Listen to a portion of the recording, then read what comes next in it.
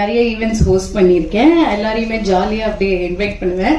But இந்த event தான் கொஞ்சம் ஒரே ஷையாக இருக்கு, ஆக்வர்டாக இருக்கு, எப்படி கூப்பிடணும்னு எனக்கு தெரியல. பட் ஆனா ஒரு விஷயங்க, இவருடைய இவ்வளோ வருஷம் ஸ்ட்ரகிள் அண்ட் ஜேர்னில வந்து நீங்க வந்து உங்க வீட்டு பையனா சப்போர்ட் பண்ணி லவ் கொடுத்துட்டு இருக்கீங்க. அதை தொடர்ந்து கொடுங்க. நான் கூப்பிடவே இல்லை, எதுக்கு வாங்க தெரியாம வீட்டுல கூப்பிடுற மாதிரி கூப்பிடுவேன். ஆங்கர் கிக்கிக்கு ரொம்ப ரொம்ப நன்றி. எல்லாருக்கும் வணக்கம். ப்ளூ ஸ்டாருக்கு அப்புறம், ப்ளூ ஸ்டாரோட சக்சஸ் மீட்க்கு அப்புறம் உங்க எல்லாரும் இன்னைக்கு இங்க பார்க்கறதுல ரொம்ப சந்தோஷம். அதை விட ஒரு பெரிய சந்தோஷம் என்னன்னா, ஒரு மலையாள படத்துக்காக இங்க வந்து உங்க எல்லாரையும் சந்திக்கிறேன். எனக்கு அது ரொம்ப ரொம்ப சந்தோஷமா இருக்கு. உங்க எல்லாருக்குமே தெரியும், என்னோட கெரியர் ஃபுல்லா நீங்க எல்லாருமே கூட இருந்திருக்கீங்க. என்னோட முதல் படம் ஆரம்பிச்சு அதுக்கப்புறம் நிறைய விஷயங்கள் என் லைஃப்ல நடந்துச்சு. I don't want to get into all that. But த்ரூஅவுட்டா அந்த ப்ராசஸ், அந்த ஜேர்னில நீங்க எல்லாருமே கூட இருந்திருக்கீங்க. இன்னைக்கு வந்து வெற்றி அப்படிங்கிற ஒரு விஷயம் வந்து நிறைய பெர்ஸ்பெக்டிவ்ல நிர்ணயிக்கப்படுது. அது வந்து ஒரு ஃபேன் பேஸா இருக்கலாம், இல்ல இந்த நம்பர் கேமா இருக்கலாம், பாக்ஸ் ஆஃபீஸ் கலெக்ஷன்ஸா இருக்கலாம்.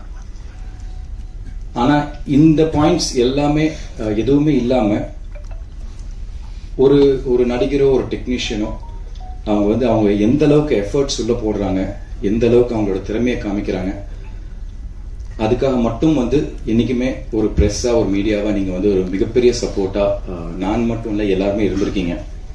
ஸோ அதுக்கு முதல்ல ஒரு பெரிய நன்றி சொல்றேன். பிகாஸ் எஸ், நான் லான்ச் ஆனது சாந்தனு பாக்யராஜா, மக்கள் என்னை பார்த்தது சாந்தனு பாக்யராஜா.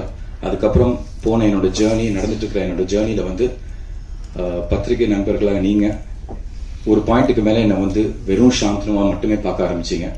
நான் போட்டுட்டு இருந்த எஃபர்ட்ஸ், நான் பேக் டு பேக் என்ன ஒரு விஷயம் பண்ணாலும் அது வெற்றியா இருந்தாலும் இல்லைனாலும் என்னை வந்து ஒரு நடிகரா, ஒரு எஃபர்ட் போடுற ஒரு ஆர்டிஸ்டா என்னை வந்து பெரிய லெவல்ல என்னைக்குமே நீங்க சப்போர்ட் பண்ணிட்டே இருந்திருக்கீங்க. அந்த சப்போர்ட் வந்து இன்னைக்கு எங்க கொண்டு போய் நிறுத்தி இருக்கேன்னா, என்ன ஒரு மலையாளம் படத்துல ஆஃப்டர் 15 இயர்ஸ் கொண்டு வந்து நான் நிறுத்தி இருக்கு.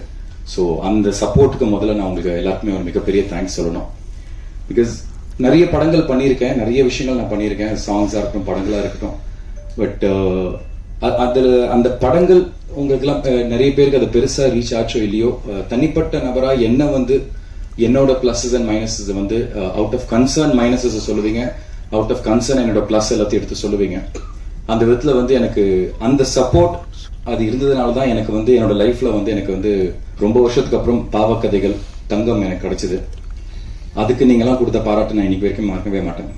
அது முடிஞ்சதுக்கு அப்புறம் எனக்கு என்னோட ஃபர்ஸ்ட் தியேட்ரிக்கல் சக்சஸ் ப்ளூ ஸ்டாரா நான் நம்புறேன். அதுவும் நீங்க எல்லாருமே கொடுத்த சப்போர்ட்.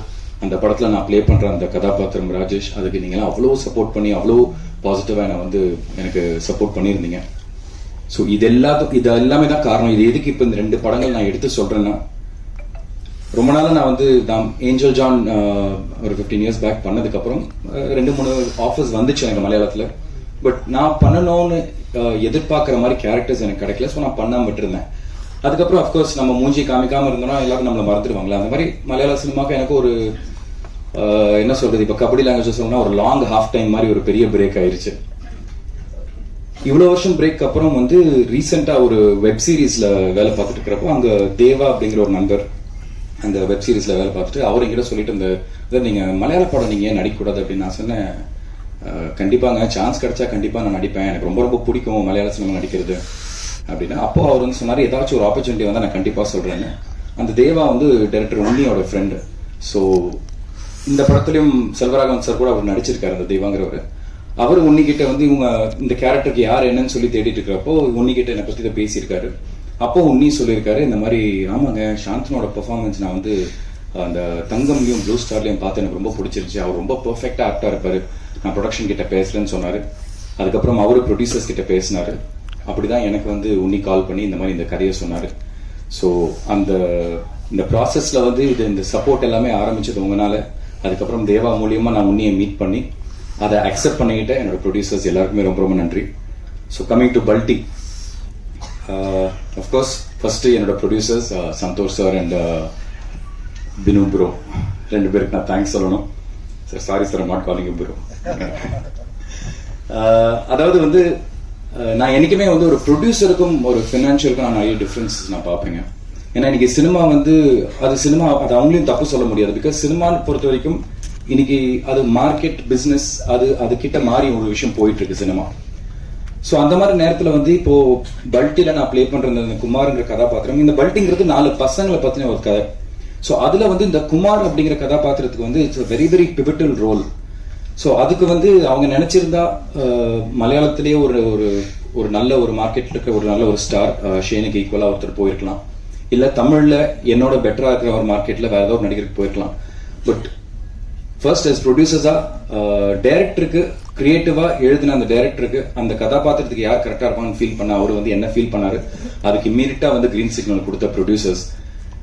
இதுதான் நான் சொல்றேன் ஒரு ப்ரொடியூசர்னா என்ன அப்படின்னு. அந்த கதைக்கு என்ன தேவையோ பேஷனட்டா அந்த கதைக்கு என்னெல்லாம் தேவையோ அதெல்லாம் வந்து ஒண்ணு சேர்த்து கொடுக்கறது.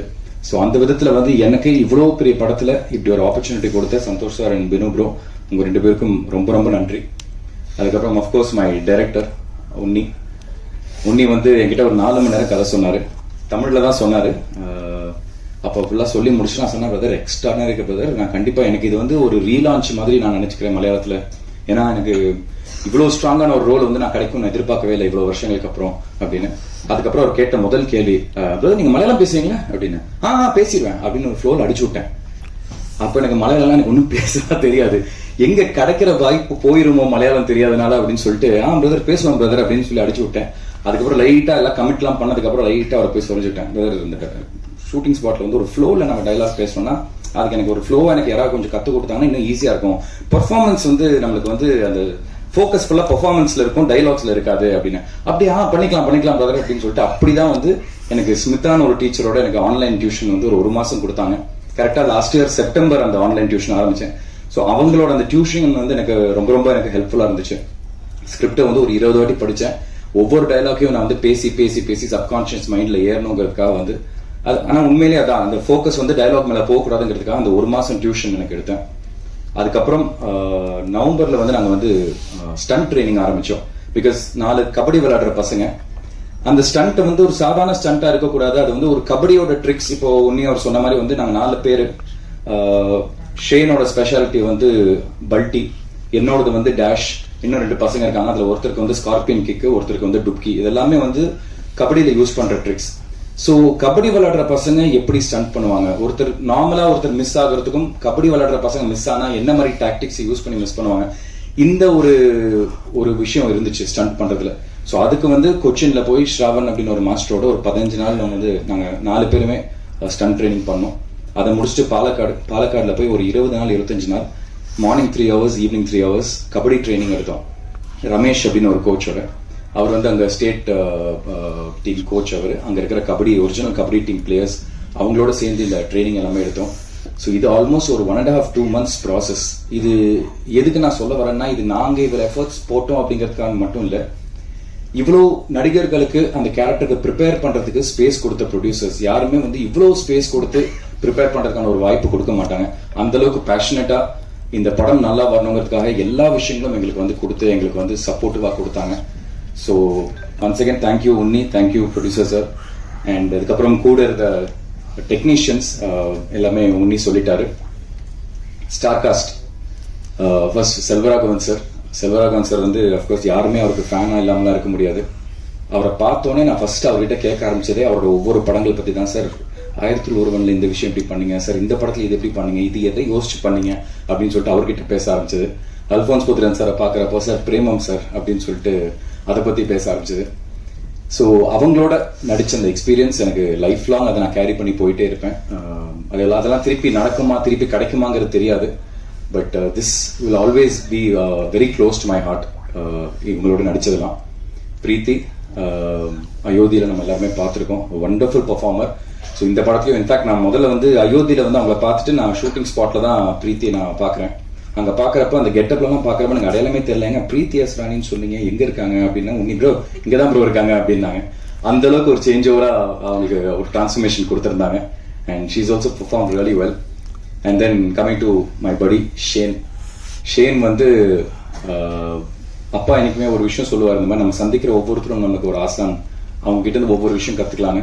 அந்த மாதிரி வந்து ஷேன் ஒரு ஃப்ரெண்டா இருந்தாலும் ஆஸ் அன் ஆக்டரா அவர் கூட பெர்ஃபார்ம் பண்றப்போ நான் நிறைய விஷயங்கள் கத்துக்கிட்டேன்.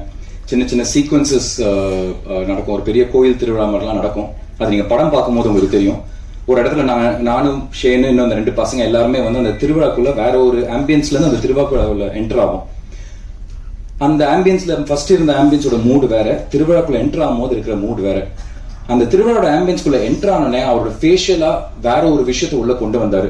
அது வந்து பார்க்கும்போது எனக்கே இல்லப்பா பயங்கரமா இருக்கு, இது ஏன்டா நம்ம யோசிக்கவே இல்லை அப்படின்னு. ஸோ அந்த மாதிரி ஆக்டிங்ல நிறைய விஷயங்கள் நான் வந்து ஷேன் பார்த்து கத்துக்கிட்டேன். And he was very very supportive. நல்ல ஸ்பேஸ் கொடுத்தாரு. நிறைய விஷயங்கள் நாங்கள் பேசி டிஸ்கஸ் பண்ணுவோம். ஸோ ஷேன் மாதிரி மலையாளத்தில் அஃப்கோர்ஸ் நம்ம தமிழ்ல இப்போ மெட்ராஸ்காரன்லாம் அவர் பண்ணி நம்ம எல்லாருக்கும் பரிச்சயம் இருக்காரு. ஸோ அந்த மாதிரி ஷேன் மாதிரி ஒரு நடிகரோட நான் மலையாளத்தில் வந்து நான் திருப்பி எனக்கு ஒரு ரீலான்ச் நடக்குதுங்கிறப்ப ரொம்ப சந்தோஷமா இருக்கு. அண்ட் சாய் வந்து எஸ் கீகி சொன்ன மாதிரி வந்து இட்ஸ் லேட்டஸ்ட் சென்சேஷன். நிறைய ஹிட் சாங்ஸ் கொடுத்துட்டு இருக்காரு அவரு.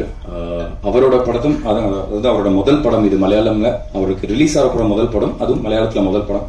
அதுல நானும் ஒரு பங்கா இருக்கேன் அப்படிங்கிறப்ப எனக்கு ரொம்ப சந்தோஷமா இருக்கு. I hope we all grow together. Sai, thank you so much for that. So இந்த படம் 26th செப்டம்பர் ரிலீஸ் ஆக போகுது.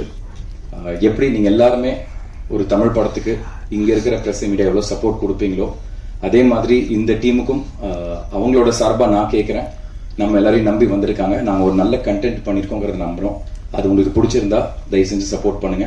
Bala sir, sorry I forgot to mention, Tamil dubbing director. நான் இன்ஃபேக்ட் நான் தமிழ் டப்பிங் வந்து நான் போய் இன்னொன்று மலையாளத்தில் நான் தான் ஃபுல்லாக டப் பண்ணேன். அது உன்னி வந்து என்ன ஒரு 3 தடவை பண்ண வச்சாரு. ஃபுல் படத்தை நான் 3 தடவை டப்பிங் பண்ணேன். ஃபர்ஸ்ட் டைம் என்ன கொச்சின் கூப்பிட்டு பிரதர் பேசிடலாம் பிரதர் அப்படின்னு சொல்லிட்டு ஒரு 3 நாள் ஃபுல்லாக பேசி எனக்கே பயங்கர கான்ஃபிடன்ஸ். பரவாயில்லையே 3 நாள்ல ஒரு மலையாள படம் பேசி முடிச்சிட்டோமே அப்படின்னு. போனோடனே ஒரு சென்னைக்கு வந்து 2 நாள்ல திருப்பி ஒரு ஃபோன் கால், பிரதர் சின்ன கரெக்ஷன்ஸ் நீங்க திருப்பி கொச்சின் வர முடியுமா அப்படின்னாரு. வந்துடுறேன் பிரதர் அப்படின்னு சொல்லிட்டு திருப்பி கிளம்பி போனேன். ஃபர்ஸ்ட் சீன்ல ஆரம்பிச்சு கடைசி சீன் வரைக்கும் திருப்பி இந்த டைலாக் மட்டும் தான் சொல்லிட்டு 2வது தடவை ஃபுல் படம் பேச வச்சாரு. இப்போ முடிஞ்சுதாங்க எல்லாமே ஓகேன்னு கேட்டா பக்கா பிரதர் இப்போ எல்லாம் ஸ்லாங் எல்லாமே பிடிச்சிட்டோம் சூப்பர் அப்படின்னாரு. ஏதாச்சும் ஒரு கரெக்ஷன் இருந்தா நான் கூப்பிடுறேன்னு அப்பவே எனக்கு நம்பிக்கை போயிருச்சு. இருந்தாலும் எனக்கு திருப்பி கூப்பிட போறாரு, வச்சு செய்ய போறாரு அப்படின்னு. அதே மாதிரி சென்னைக்கு வந்தோடனே பிரதர் ஒரு சின்ன கரெக்ஷன்ஸ், இது இந்த சீன் அப்படின்னு இங்க திருப்பி டப்பிங் ஸ்டுடியோல போனா திருப்பி முதல் சீன்ல ஆரம்பிச்சு கடைசி சீன் வரைக்கும். எதுக்குன்னா ஃபர்ஸ்ட் அந்த டயலாக் ஃப்ளோ பிடிக்கணும், அதுக்கப்புறம் ஸ்லாங்க பிடிக்கணும். இப்போ ஸ்லாங் எல்லாமே பிடிச்சாச்சு, டயலாக் ஃப்ளோ மலையாளத்துல ஃப்ரீயா வந்துருச்சு. இப்போ பெர்ஃபார்மன்ஸ்ல ஸ்கோப் பண்ணலாம்னு சொல்லிட்டு திருப்பி ஃபுல்லா பேச வச்சாரு. பட் அதுக்கும் ரொம்ப தேங்க்ஸ். பிகாஸ் ஆடியன்ஸா அதை பாக்குறப்போ அதை ஆத்தென்டிக்கா நம்புறோம். எஸ் நான் ஒரு தமிழ் பையன் தான் லிவிங் இந்த பார்டர்ஸ். அவங்க சொன்ன மாதிரி பல்டி வந்து அந்த தமிழ்நாடு கேரளா பார்டர்ல நடக்கிற ஒரு கதை. ஸோ தமிழ் பையனா நான் நடிச்சிருக்கேன், but who knows Malayalam. But இருந்தாலும் அந்த பார்டர்ல வாழ்றவங்க மலையாளமும் பர்ஃபெக்டா பேசுவாங்க, தமிழும் பர்ஃபெக்டா பேசுவாங்க. சோ என்ன பாக்குறப்ப யாருமே பாயிண்ட் அவுட் பண்ணிடக்கூடாது, என்னடா ஒரு டப்பிங் இப்படி பேசியிருக்காரு அப்படிங்கிறதுக்காக அதுக்காக எக்ஸ்ட்ரா எஃபர்ட் போட்ட உன்னியும் அவரோட கோ டைரக்டர் இவங்க எல்லாருக்குமே ரொம்ப நன்றி. இது நான் எதுக்கு சொல்ல வந்தேன்னா பாலா சாரை பத்தி ஆரம்பிச்சேன். மலையாளத்தை நான் ஃபுல்லா பேசி முடிச்சோன்னே இங்க தமிழ் தானே, அது ஹாஃப் டேல அடிச்சு முடிச்சிடலாம், டயலாக்லாம் தெரிஞ்ச விஷயம் தான் அப்படின்னு சொல்லிட்டு அங்க போய் உட்கார்ந்தா ஒரு தமிழ் படத்துக்கு எப்படி வந்து லிப்சிங்க் மாறாம எவ்வளவு பெர்ஃபெக்டா அந்த ஆத்தென்டிசிட்டி மாறாம நம்ம பார்க்கும்போது ஒரு தமிழ் படம் மாதிரியே இருக்கணும் பாக்குறதுக்கு. அந்த அளவுக்கு வந்து எஃபர்ட்ஸ் வந்து பாலா சார் எடுத்து போட்டாரு. நான் உண்மையிலே ரொம்ப ஆச்சரியப்பட்டேன் அதை பாக்குறப்போ. எவ்வளவு அழகா வந்து இப்ப கூட ரீசெண்டா லோகா அந்த மாதிரி படங்கள்லாம் கூட பாலா சார் தான் பண்ணிருக்காரு. ஸோ அந்த அளவுக்கு அந்த எக்ஸ்பீரியன்ஸ் வந்து அவர் கூடவே உட்காந்து சின்ன விஷயங்கள் மாத்தி பேச வச்சாரு. ஸோ தமிழ் வெர்ஷனும் ரொம்ப நல்லா வந்திருக்கு, ஒரு ப்ராப்பர் தமிழ் படம் பாக்குற மாதிரி இருக்கும். ஸோ ஒன்ஸ் அகேன் இவங்க எல்லாரோட சார்பா நான் கேட்டுக்கிறேன், எல்லாருமே வந்து படம் பாருங்க, உங்களுக்கு பிடிச்சிருந்தா கண்டிப்பா எங்களை சப்போர்ட் பண்ணுங்க. Thank you so much once again for this opportunity.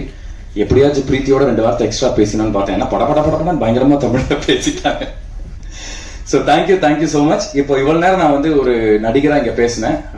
நான் ஒரே ஒரு வார்த்தை ஒரு ஹஸ்பண்டா இங்க பேசிடுறேன். ஆங்கர் பண்ண கீகி வந்து ரொம்ப நல்லா ஆங்கரிங் பண்றாங்க.